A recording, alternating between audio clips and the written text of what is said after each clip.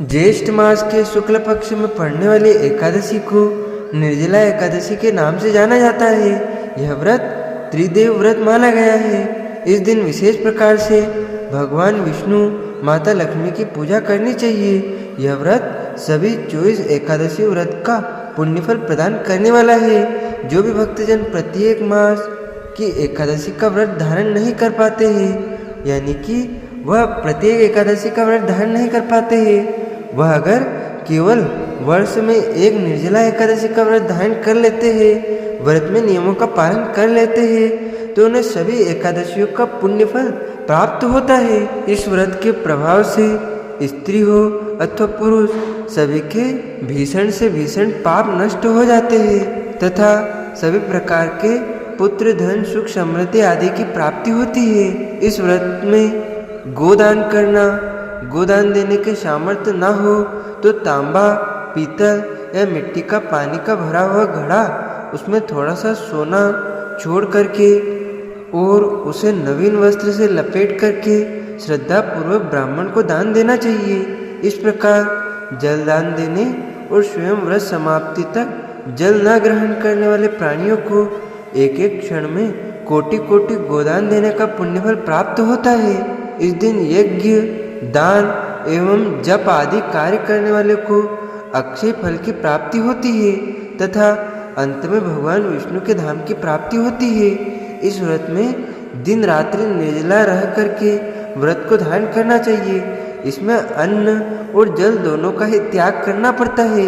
निर्जला एकादशी तिथि प्रारंभ समय 6 जून 2025 दिन शुक्रवार सुबह 6:34 पर एकादशी तिथि प्रारंभ होगी और एकादशी तिथि की जो समाप्ति है वह 7 जून 2025 दिन शनिवार सुबह 4:50 पे एकादशी तिथि की समाप्ति है और द्वादशी तिथि समाप्त जो कि 8 जून 2025 दिन रविवार सुबह 7:20 पे द्वादशी तिथि की समाप्ति है। वैष्णव को द्वादशी युक्त एकादशी का व्रत धारण करना चाहिए। ऐसे में इस बार एकादशी का व्रत 2 दिन रह रहा है। 6 जून को अस्मार्थ के लिए जो कि एकादशी का व्रत है और 7 जून को वैष्णवों के लिए एकादशी का व्रत धारण किया जाएगा। एकादशी व्रत पारणा के लिए बतलाया गया है कि हरिवासर समाप्त होने के बाद व्रत का पारणा करना चाहिए और द्वादशी में करना चाहिए। 7 जून को हरिवासर समाप्त होने का समय सुबह 11:28 पे हरिवासर समाप्त होगा। ऐसे में जो भी भक्तजन 6 जून को व्रत धारण करने वाले हैं वह सभी 7 जून शनिवार के दिन व्रत का पारणा दोपहर 1:44 से शाम 4:31 तक व्रत का पारणा करेंगे और जो भी 7 जनवरी को व्रत धारण करने वाले हैं वह सभी 8 जून को व्रत का पारणा सुबह 5:25 से सुबह 7:15 तक व्रत का पारणा करेंगे। निर्जला एकादशी व्रत का पारणा तिलेन पारण यानी कि तिल से व्रत का पारणा है। सफ़ेद तिल या काले तिल का प्रयोग करें। यह संभव न हो पाए तो आप जल, फल या तुलसी दल से व्रत का पारणा करें।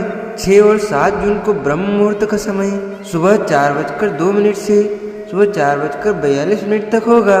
सूर्योदय का समय सुबह 4:08 पर होगा तथा सूर्यास्त शाम 6:47 पर होगा। प्रातःकाल पूजा का शुभ मुहूर्त 6 और 7 जून को सुबह 4:22 से सुबह 5:23 तक होगा और शाम को पूजा का मुहूर्त शाम 7:17 से रात्रि 8:18 तक होगा।